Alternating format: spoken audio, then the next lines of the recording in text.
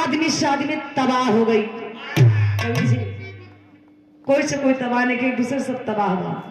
डा हो जो तबारे आजकल मानव लोगों को सोच भये भैया। लेकिन कैसे एक छोटे सी विराट सामाजिक चित्रण भी रहा है, कांड है। एक लाइन भी कपूल बात ना, एक लाइन भी झूठ ना भैया। कैसे मास्टर भूमिका के भाव निकल है।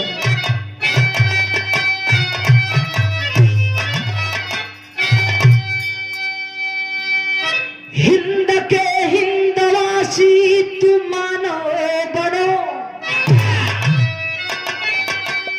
अपने मन से मनोता मिटाते हो क्यों?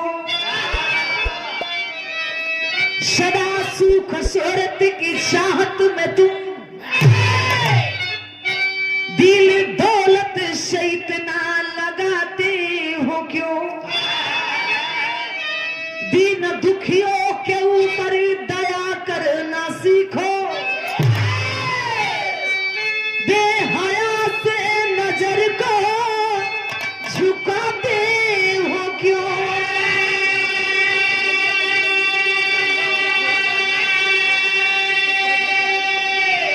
जग में रब ने रुलाया है हर पल जिसे, उसे तुम भी सता कर रुलाते हो क्यों?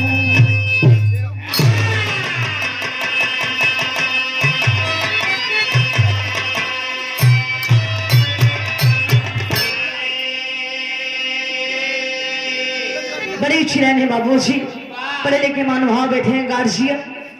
हिंद के हिंदवासी तुम मानो बनो, अपने मन से मनोता मिटाते हो क्यों? सदा सुख शोहरत की चाहत में तुम दिल दौलत से इतना लगाती हो क्यों?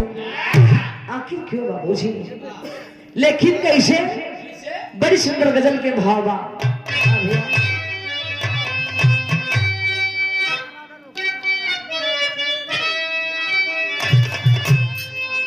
इशारा है का कौन प्रेमी प्रेमिका का लाइन है, कौन आशिक कौन मासूका का लाइन है। बड़ा गहरा चोट लगल है का भैया। अरे मुहब्बत में माहू, अरे मुहब्बत में माहू खियावन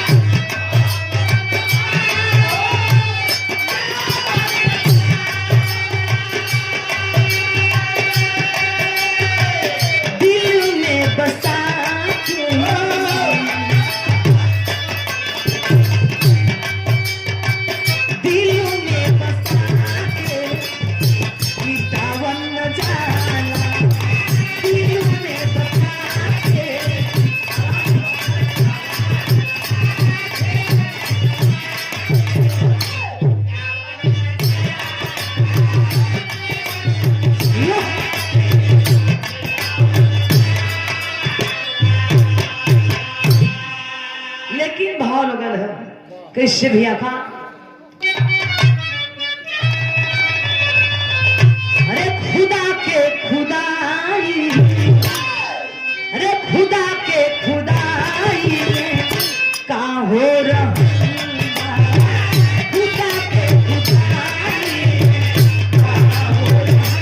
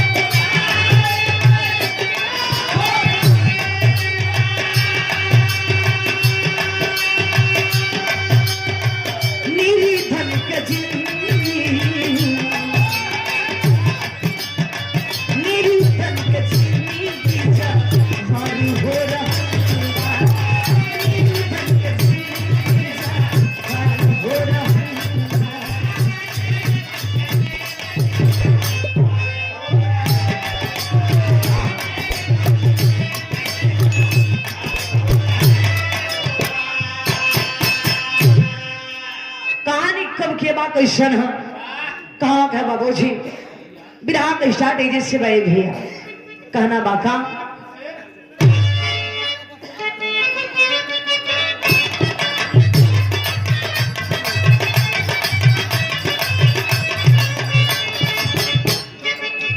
सन होता है नहीं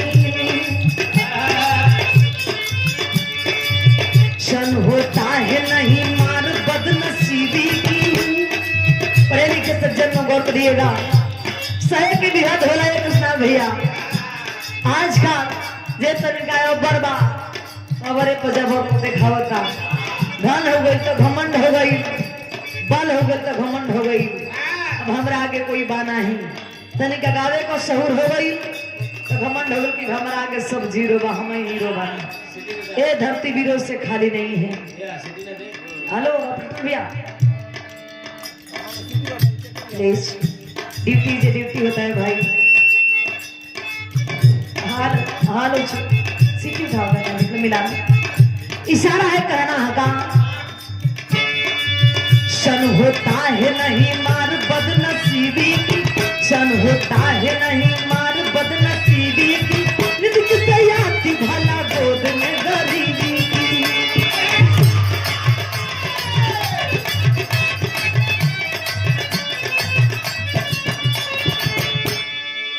नौतन गांव जिला छपरा के बात सही नौतन गांव जिला छपरा के बात सही गरीबी नंदूलाल बढ़ई के बात सही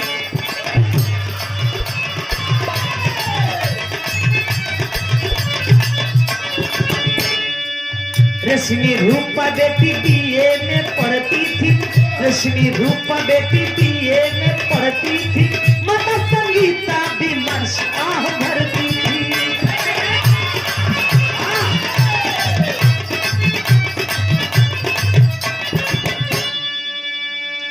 कहानी समझनी बाबूजी ये कहानी है भैया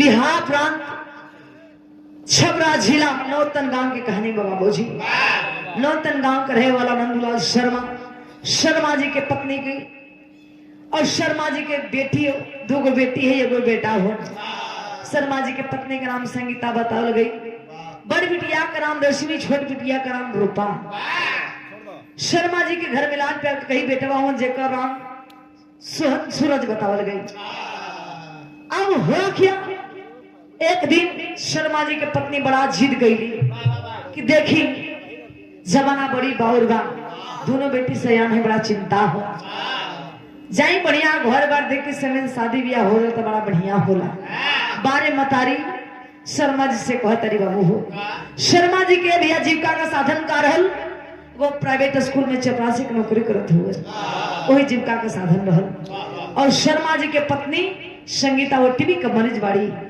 बारे गरीबी खबर सुनने लो कि बाबूजी घर में को भोजन मोहताज हो जाए भैया लेकिन हुआ क्या संगीता कहत रही शर्मा जी से का करेगा वो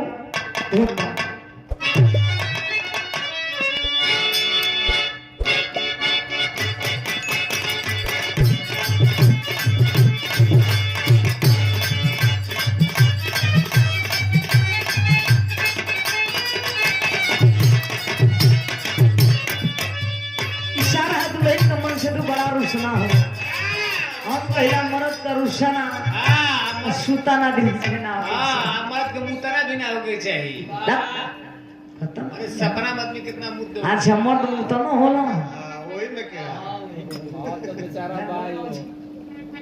बेचारा ऐसे मर्द हो कबो कबो हो जात हो सपने की बात है अरे रहे दो सपने के बाद सपने में रहे सूरज भी बाप दुल्हनिया को है का हाँ के सुत गई ना गुणकारी गई मनाना तके लगार के सुत गई ना गुणकारी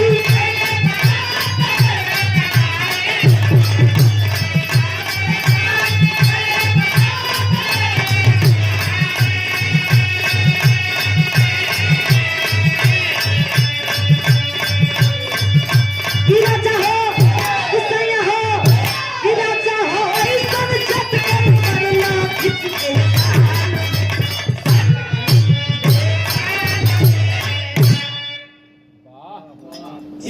बचत ई है। कौन ब्रेक हो? पावर ब्रेक है बाबू। हाँ तो मार के उलट जा। चाहे लगाई तो है लग जाए। मार के देखा देखा महेश भूसा वाले भैया 10 रुपया भूसा बेचने हुआ। भूसा बेच रहे हो भैया खूब भाई यहाँ के बेचा है भूसा अभी कटाई तब न फिर और बेचाई अब तो शुरू होता है अच्छा रोज कटत हुआ अरे बाप भैया नमस्ते ब्राह्मण हुआ क्या बिरहा में भाव हो बाल देखे नंदलाल शर्मा के पत्नी बाबू संगीता कहतरी देखी दोनों बेटी से यान अभी रश्मि रूपा असमय से शादी ब्याह हो जाए बेटी उनका तो बड़ा बढ़िया रही का कली भैया का कहली है? हमार बात सुनिए तैया अब करावा जानी तैया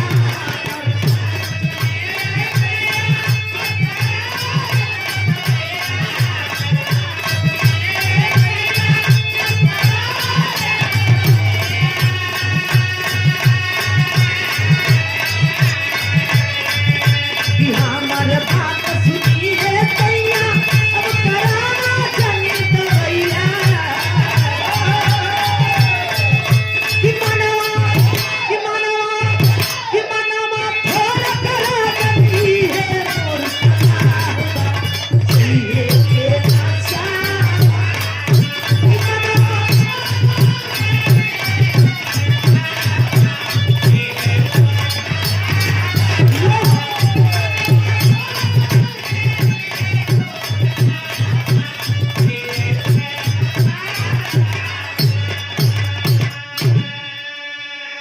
बारे बाबू देखे नंदलाल शर्मा के पत्नी संगीता बड़ा अजीब कही अरे पंजू शर्मा जी के देखा तू तो जानते बड़ू घर परिवार की स्थिति पास में वो फुटी कोड़ी बाना ही तो आज जीत बात हम जाई शर्मा जी के पत्नी कहने जाई हो सकत बा गांव जवार में सब पैसे के प्रेमी नहीं खे कोई से भले इंसान भेटा जाए बारिश शर्मा जी ये गांव से दूसरे गांव बाबू लगे पता लगावे ए भैया घूम फिर के नहीं पंचो लेकिन जहां जाए शर्मा जी सब लोग 1 लाख 2 लाख 3 लाख श्री जी कोई डिमांड कम ना करता है भैया शर्मा जी बाबू जी अपन पगड़ी तक रख दे रहे पंचो लेकिन कोई शादी करे भी तैयार ना हुई गरीब इंसान बछर से राशि गिरत है जब घरवा इले अपने पत्नी संगीता से लगे कहे कि संगीता हम कहत रही ना कि आजकल पैसा के मोल है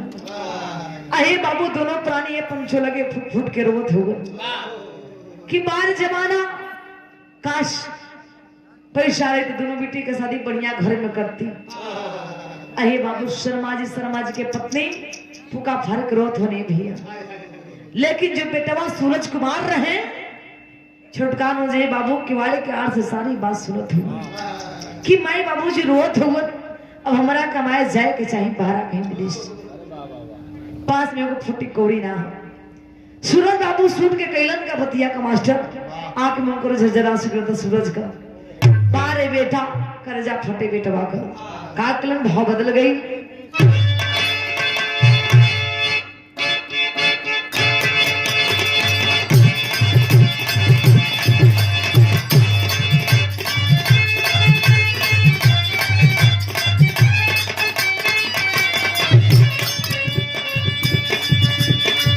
रतिया के पतिया छुप के सुनला सुनवा है यारे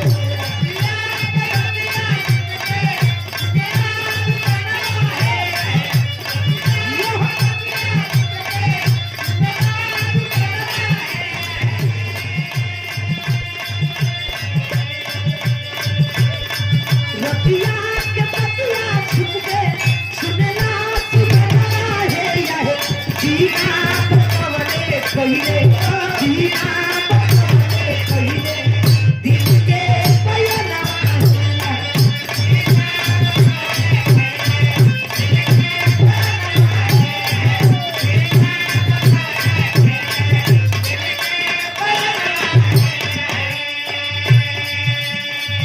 काम के चक्कर में जब जरे लागल पेट हो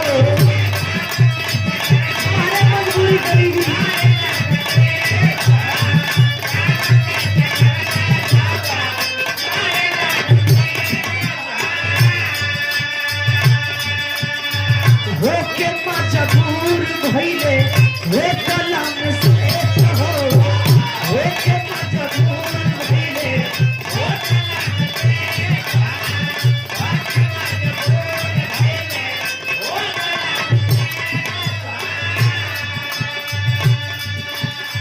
मांगी के मोबाइल कइले मांगी के मोबाइल कइले घरया बयन माहे रहे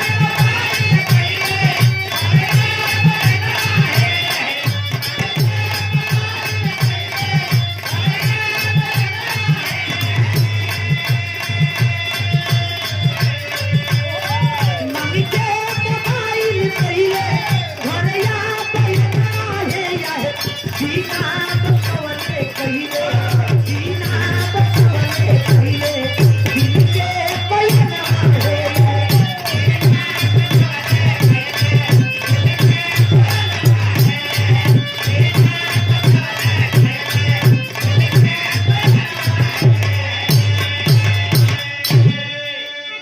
अहे बाबूजी हुआ के बारे बेटा बहुत सूरज दिन बतौले भैया घर से फरार हो गए कहाँ गए दिल्ली बाबूजी ए भैया लगे मजबूर होकर के काम नाम मिलत बाबू आखिर नाबालिग लड़का के नौकरी दी दी के बाबूजी बारे मजबूरी बारे गरीबी कृष्णा भैया बारे पेट की गर्मी बारे का ना करा दे बाबूजी लोग कहेला कि पेट ना रहते भैया तो कोई से भीख ना रही अब सूरज काम के तलाश में दर दर के ठोकर खात हुआ आखिर दम में मजबूर होकर के लगे प्लेट धोए के नौकरी करत हुए अब फोन के अपना माई से बात में कि माई हमने के गरीबी दूर हो जाई रेशमी रूपा दीदी का शादी बढ़िया से हो जाए मैं चिंता मत करी है हमार प्लेट धोए के नौकरी लगल हम आई बारे मतारी पढ़ल लिखल ना बड़ी बाबू अनपढ़ बाड़ी बड़ा खुश भइली शाम भइल शर्मा जी ड्यूटी करके घर अलन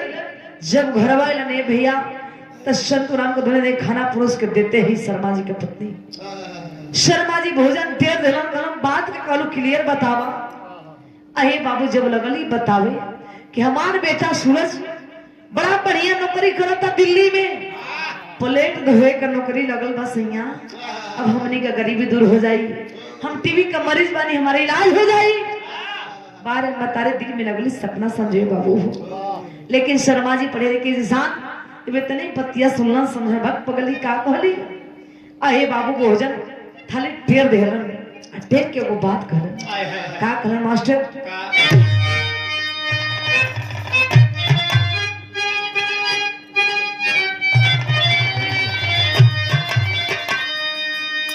अरे कोई से के करी हम भोजन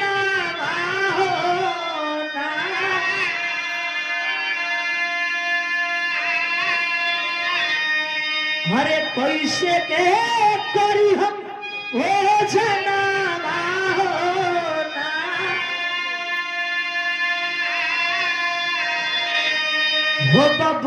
हो बबुआ भेंट हुई है झूठा बरातना बारे नंदलाल शर्मा बाबू हो भोजन दे धनन थाली का आंख में डब आंसू कर देखी संगीता बारे भगवान ये दिन दिखाओ से पहले का सोने का मौत आ जाई हमार बेटवा के हाथ में कलम कापी के वजह आज कोई के झूठा बर्तन अहे बाबू दोनों प्राणी ये पंच भोजन ना केलन रो रो के सुत गइलन सवेर भई नंदलाल शर्मा ये भैया ड्यूटी करे खातिर स्कूल चल गइलन और शर्मा जी के पत्नी संगीता दवाई लेवे खातिर बाबूजी बाजार चल गई घरवा बचल के दोनों लड़कियां एक कृष्णा भैया रेशमी और रूपा कभी जी धीरे धीरे धीरे बचल के रेशमी रूपा घरे बचले बाबू हो रूपा भी अपने सखियन के संग में चल गए घूमे बदे खेले बदे घरवा बड़की बहनिया बचल रेशमी सोच गई कल जलाए भैया अकेले रहेला नाना प्रकार के दिल में बात आवेली दिमाग में लोग सोचेला ठीक रेशमी सोच जाती है कि हो ना हो घर के सुख के दुख के कारण हम ही तबाही हमारे चलते हमारे भाई बड़े कमरे में कोई जूठा बर्तन धोत हुआ हमारे चलते हमारे माई बाबूजी रात दिन रो रो के सुतेला सबका दुख के कारण हम ही तबाही बाल रश्मि अपने आप को कोशिश करी बाबू कैली का मास्टर मन में प्लान बनावत है भाव बदल के बड़ी सुंदर गीत है।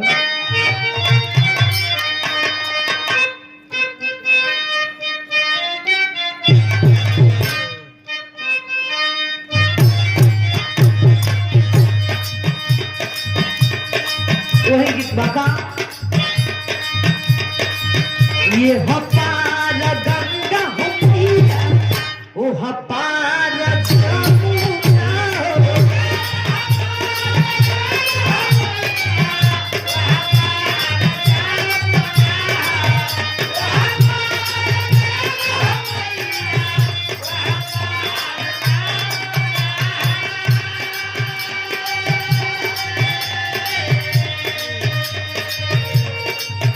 ये हपार गंगा हो मैया ओ हपार जमुना हो। बिचारे के वक्त मेरा राजा मेरा राजा रे हो।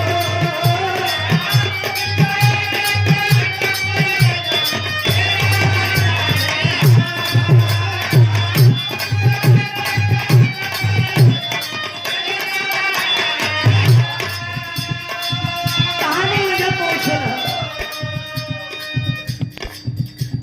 ये सुंदर पुरस्कार हमारे गार्जियन डॉक्टर महेंद्र यादव जी हमारे कृष्णा भैया का पिताजी गार्जियन का प्यार एक तरह मिलत रहे पैसा आशीर्वाद है।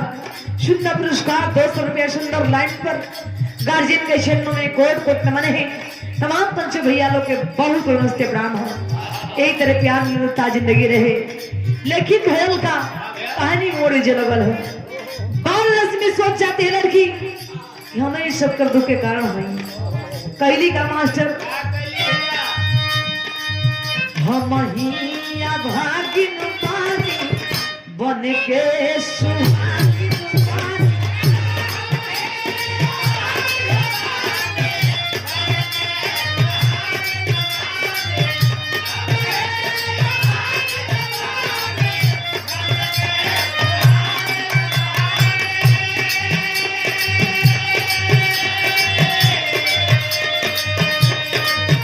हम हिया भागिन पानी बन के सुहागिन पानी। हमारे चलते होला सब झमेल होला। हमारे चलते होला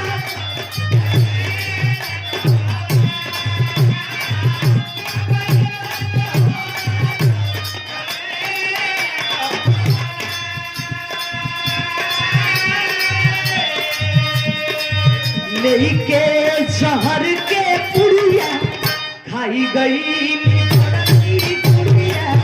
लेके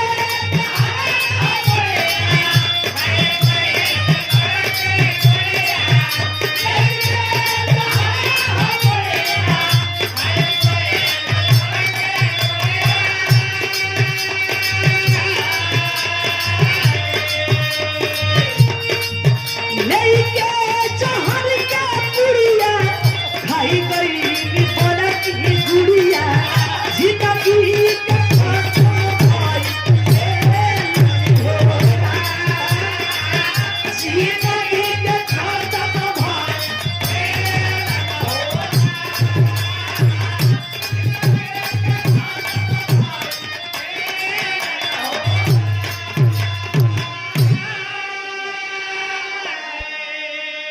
अहे बाबू जीवा के बाल लड़की रश्मि बाबू सोच जाती है कि ना रही बांस न बजी बांसुरी। सोच के बाबू कैली का सल्फास के बाबू झर के पुड़िया उठोली खा करके पंचों मना में तरफ तरफ के अपना प्राण त्याग दिए भी। घरे कोई बना ही रूपा बहनिया जब खेल कर केली भरे से आए बाबू जब देखली अपने अंगना में बहनिया का लाश कली आई हो दीदी आयो दीदी तोहरा का हो गई। घरे कोई बाना बाबूजी 12 रूपा लड़के अपने बहनिया का लाश से बाबू गोदिया भर के रोता है कि माई भी दवाई लेके बाजार से ना आई। बाबूजी भी स्कूल से छुट्टी ना भलेलन ना घरे। 12 बाबू रूपा रश्मि बहनिया क्लास लेके अपने दीदी क्लास लेके रो तारी बाबूजी कह तारी का कले भैया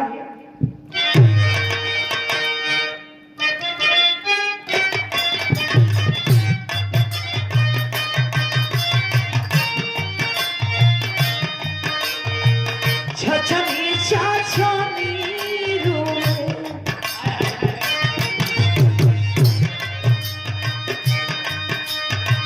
छछनी छछनी रोए छटकी बहिनिया हो। ए दीदी माई पूछे था का जवाब दे कैसे का हो गई का बताए दीदी मार रूपा कहेगा छछनी छछनी रोए छटकी बहिनिया हो बहिनी तू काहे बारू चुप हो।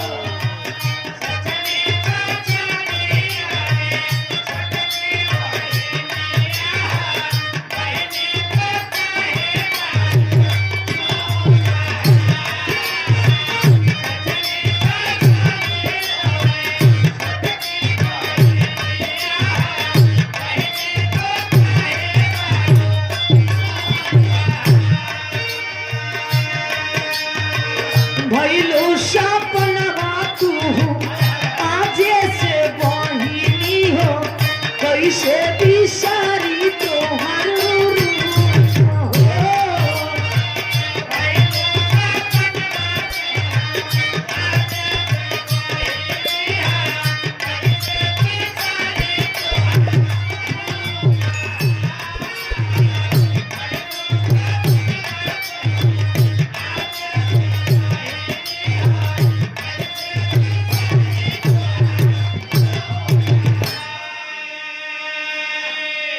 अरे बाबूजी हुआ क्या ए भैया 12 रुपया घर में इंतजार करते कि दीदी का हो गए तो के लेकिन ये पंचो भयल का ई बात तने कहे छोड़ दी बाबूजी रूपा अपने बहनिया रश्मि के लिए क्लास रोत पे घरे कहानी में विरहा में कृष्णा भैया फिर मोड़ है वहां चलते हैं देखे नंदलाल शर्मा स्कूल से चलो लगा छुट्टी भइल हो साइकिल चलाओ जात हो नहीं बाबू सोचत हो मन में हे भगवान हमारा गरीब कब दूर हुई आखिर जमाना बड़ी बाउर बा पास में को फुटी कोड़ी बाना ही दोनों बेटी का शादी कैसे करो बारे गरीब इंसान नंदलाल शर्मा दिल में सपना सजोत हो बाबू हो साइकिल चलाओ जात हो लेकिन मन में वो विचार आई ओ हो सकत बा अगर हम मर जाई तो हम जब 2 लाख के जेल में आप पैसा करौले हैं वो 2 लाख रुपया हमारे परिवार के मिल जाए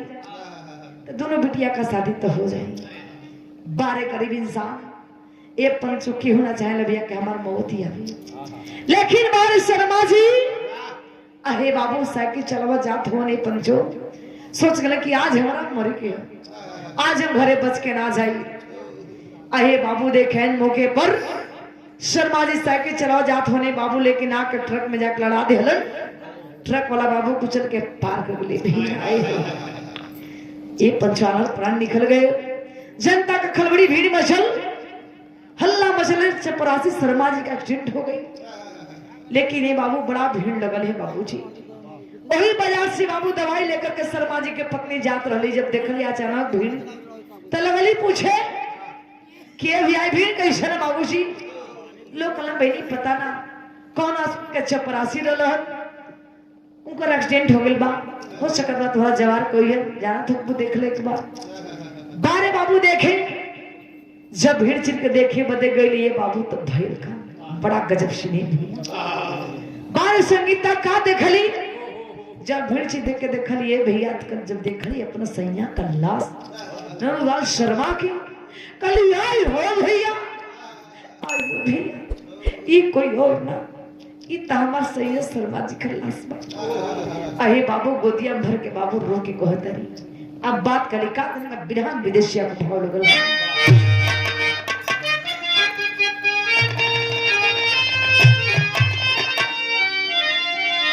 सोचे तरी बाबू शर्मा जी के पत्नी कि हम टीवी कम मरीज बानी काश हमार मोहब्बत आगर रही हमार बाल बच्चा परिवार खैला पे नहीं मर जाएगी हम टीवी का मरीज बानी हमके जियोले भगवान अहे बाबू अपने आप को कोशिश है कहता रही काश हमारा मोहब्बत आ जाए हो जी की इच्छा नहीं कर बारे शर्मा जी के पत्नी संगीता गोदिया भर के लाश से बाबू जनता खलबड़ी हुई मचल हो लोग टुकुर टुकुर देखते हो उनकी बारे बा तो भाई का मास्टर बहुत अरे के करा सहारे अपना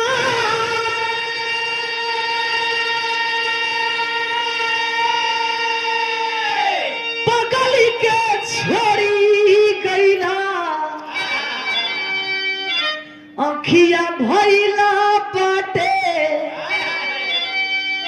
सावन के बादरिया बिटिया से अनु भैली नहीं केहू आगे पीछे सदमा लगला भारी हिया के भीतरिया सोचे तरीका संग्रम होता जे आहे बाबू बारे गरीबी का चोट बड़ी गंभीर चोट होली भैया भैल का धर से फेंकाई गईली अखिया मुदाई गईली तेजली परनामाई उलटल पुतरिया हे बाबू जी शर्मा जी के पत्नी संग तय भैया गोदिया भर के लाश खुद सब तो बदन उठोले ही रुआ तरी देखे देखे में बाबू एक टके पंच शर्मा जी के पत्नी संगीता का हर टेक हो जाते हैं बाबू जनता खलबड़ी भीड़ में चल लोग देखा भैया ये होता ना चल गई दुनिया छोड़ के हल्ला मचा थाना पुलिस चौकी आयल बाबू हो दोनों लाश के पंच पोस्टमार्टम भैया जब नौतन गांव में पहुंचन दोनों लाश बड़ा गजब से बाबू भैल का मास्टर पिधा बड़ी सुंदर गीत कलाई है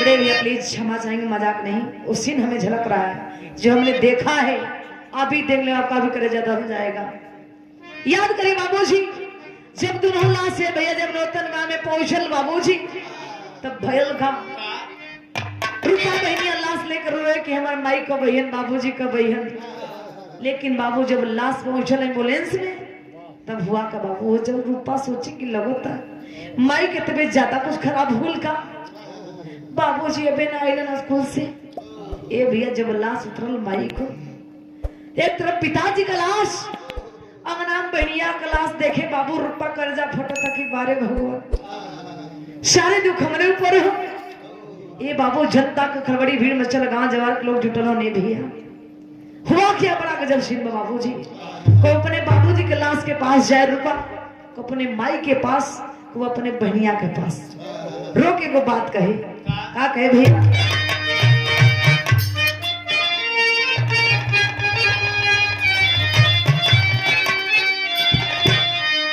हमारा परई कैसन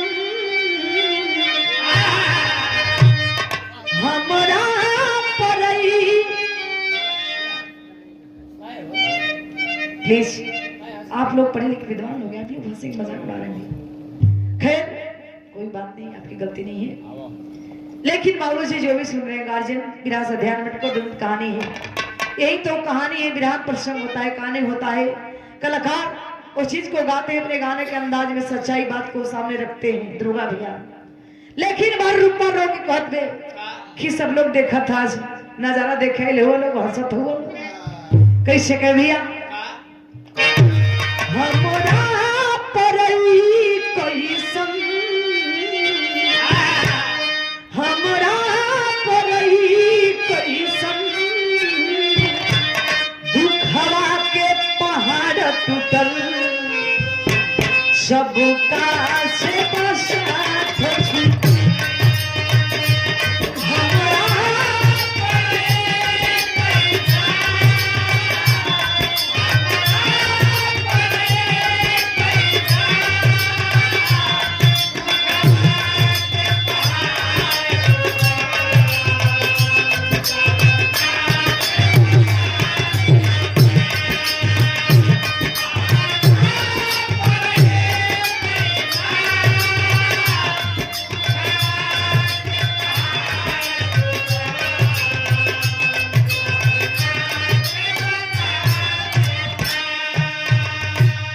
हे भगवान हमारा मुंह था ए माई तू बता देना माई तुमके कहा हो गए माई। बाबूजी तू बोल देता ना तुमके कहा हो गई। दीदी भी नहीं खी बोलते बाबूजी कि कैसे कहा हो गई। 12 रुपया बिलख रही है। 3 लाख से बाबू जनता का खलबड़ी भीड़ में चल रहा। सब लोग देखत हम नजारा को दृश्य तनिका गौर करिएगा कृष्णा भैया। ये हल्के नहीं लीजिए, सच्चाई घटना है। लड़किया कब लाश से कब लाश में जाए, कब वहां दौड़ के अपने माई के पास आवे। माई के हंसिया छोड़ के अंगना में बहनिया के लाश के पास दौड़त थी। बड़ा गजब सी बात रूपा का कहे बहिनी हमार तनी खोल तू नयनवा। ए दीदी बोला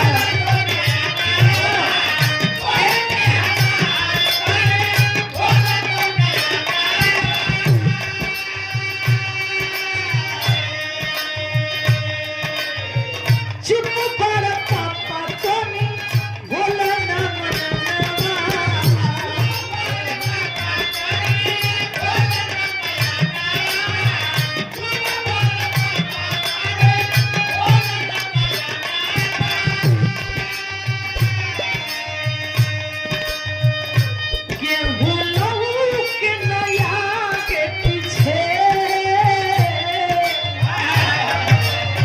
बाबूजी लड़की के तो दुनिया उजड़ गई ना, कोई आगे बना पीछे बा। 12 रुपया सोचिए पंचों करा घर में 3-3 लाश होके ओ परिवार दिल पे बिटिया का दिखा भी थी बाबूजी भाई का केहू लहू के नया के पीछे कोई संग किस्मत फूटल सब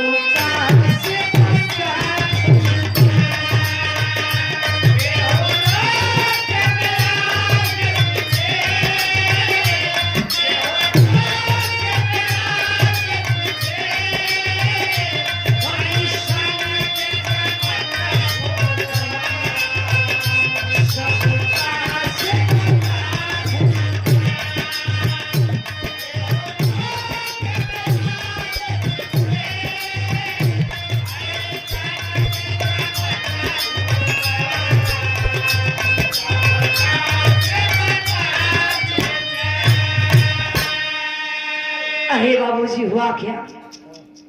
अहे पंचो देखे गांव भर मिलके बाबू सब पड़ोसी मिल करके 3 लाश के पंचो जवार के लोग मिल करके लोग दाह संस्कार कैलन। लेकिन ये पंचो भयल था। फिर कुछ दिन ना बीतले भैया, फिर वो गांव में और घोर घटना घटल बिरहा में अल्लाह का लाइक मास्टर।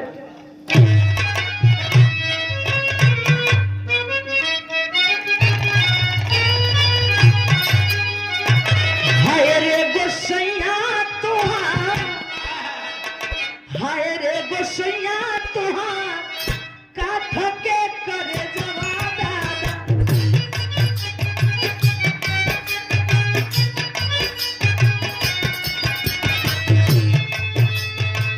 गरीबी के ऐसन तू देख मलाया बाती।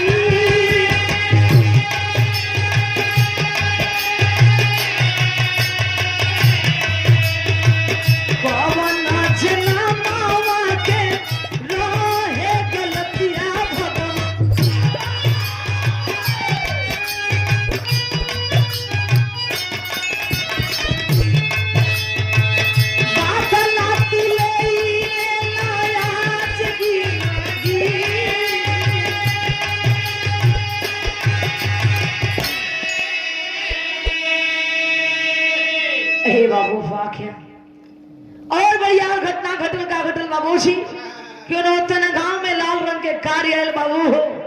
गांव में सन्नाटा छोले वाले पंचो लोग पूछत हुआ कि कोई नंदूलाल शर्मा के घर बता दी। लोग नहीं भैया शर्मा जी का दुनिया उजड़ गई। खैर एगो छोट लड़की भी जेका नाम रूपा बा घरवा में भी जा। अहे पंच बाबू देखे जब लाल रंग के कार दरवाजे पर जाकर लगल तो रूपा सोची के लगता गाड़ी से हमार भैया आयल हो सकत बा कोई खबर कर दिले हुई। बाबूजी रूपा ये बाबू जब घरवा से बहरी गई तब तक ये पंचो गाड़ी में से 2 व्यक्ति निकलन। एक हाथ में चिट्ठी ले ले वन, एक हाथ में 2 लाख रुपया। लड़किया से लगे लोग पूछे इस नंदलाल शर्मा जी के घर बा? रूपा बोली हाँ भैया का बात है? अरे बाबू एक हाथ में 2 लाख रुपया बाबू जी, एक हाथ में चिट्ठी रह बाबू। लोग कहे कि तुम्हारी चिट्ठी भाई 2 लाख रुपया। रूपा का कर्जा धड़कत बा कि आखिर 2 लाख रुपया कैसे चिट्ठी कैसे गौर करे बाबू जी विराम फिर मोड़े बाबू। लोग कहले कि लत पकड़ा। रूपा कर्जा छन छन करे कि हो सके तो कोनो बात ना हो। एक हाथ में भैया 2 लाख रुपया थमले है, एक हाथ में चिट्ठी। कबो 2 लाख रुपया का देखे भर नजर, कबो चिट्ठिया का देखे कैसन है। ए बाबू और चिट्ठी उघार के रूपा लगी पढ़े। चिट्ठिया में लिखल कारा ले पंचो का लिखल है कि सबसे पहले माई बाबूजी के सादर प्रणाम है। ए माई सारा जिंदगी का मात मर्जी थी ना माई, ते इतना रुपया ना कमाती माई।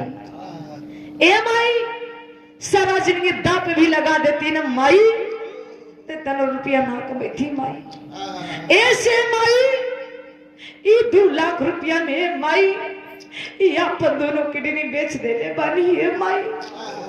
ये 2 लाख रुपया से माई दोनों दीदी के शादी कर दी हम। तुम्हारा भागा बेटा सूरज कुमार 12 रुपया के लिए आई हो भैया, तू ही देखो जी के सहारा ले भैया। अरे बाबू फुक्का फाड़ के लगी रो सिराए रूपा। ये पंचो फिर जनता खलबड़ी भीड़ मुड़मल है कि फिर क्या हो गई। बारे भगवान गिन के बदला लेते हो नहीं पंचो। बैल का बिरहा के आखिरी भाव में कहना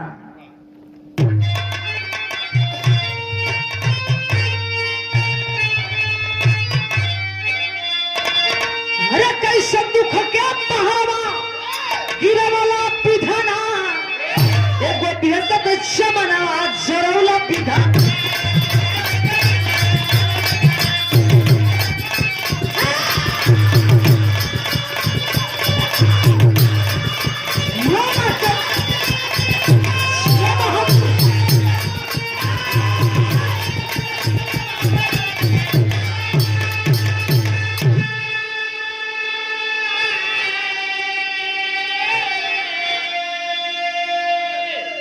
अहे बाबू जी भैया हो ये खबर टीवी चैनल अहे बाबू हर जगह जब चर्चित हो गए, पेपर में छप गए, मीडिया बाबू लगे छिलाए। क्षेत्रीय नेता मंत्री विधायक सुरेश बिया सब दरवाजे पहुंचत हो कोई ना हाल हो चोरी हो जाला तब पुलिस पहुंचेला बाबू कृष्णा बिया पीछे से बस हमदर्दी देवे खातिर बाबू सब लोग पहुंचत हो गए। हल्ला मचल जे भी बाबू न्यूज पढ़े जब देखे करे जाता हम जाता कृष्णा भैया हुआ क्या मास्टर कहना मंत्री विधायक अइले सुन के खबरिया सब लोग शादी के कैले जिकिरिया।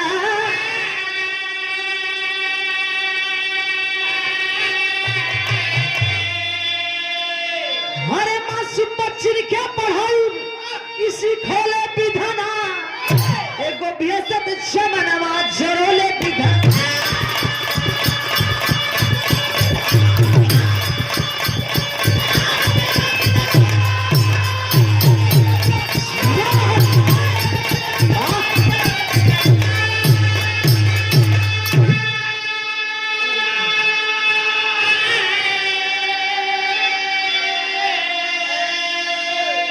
अरे बाबूजी हुआ क्या बिरहा मारे से दिन होत बाबूजी हुआ क्या देखे जब क्षेत्रीय नेता मंत्री विधायक सब दरवाजे पहुंचत हुए काहे बदे सहानुभूति देवे सांत्वना देवे खातिर।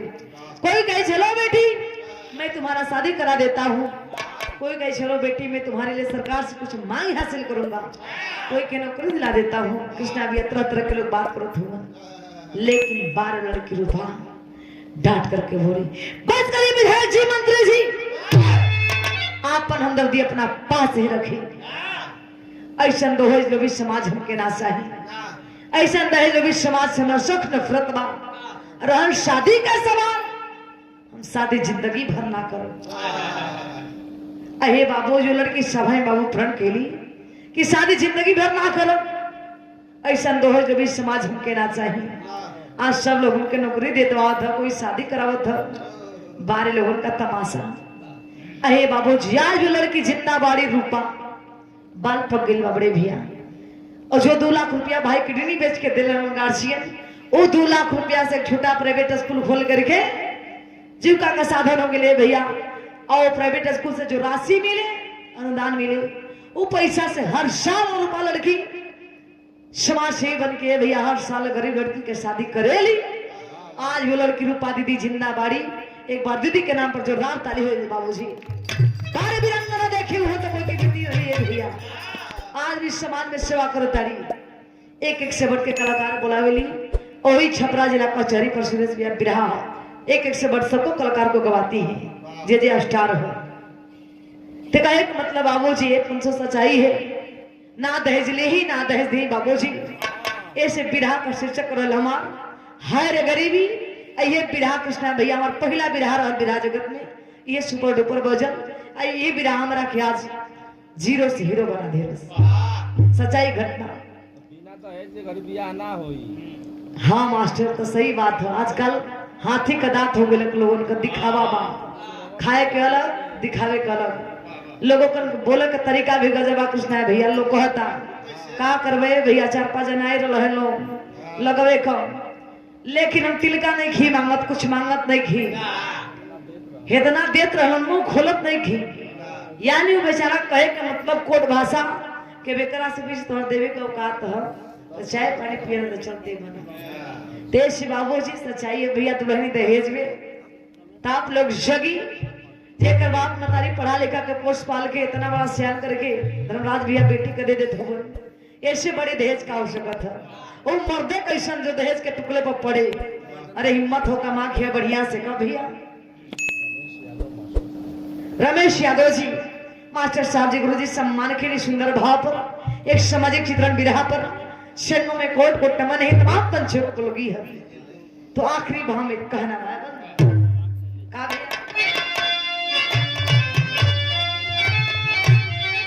राजपुरम सदगुरु स्वामी राघवी बुला श्रीना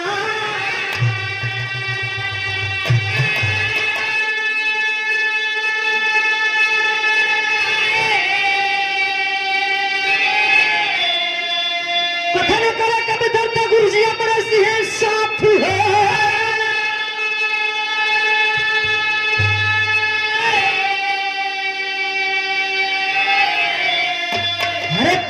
जवाना ही कैली बिटिया। अरे पर है जवाना ही कैली बिटिया। लक्ष्मी सुरंदर के काप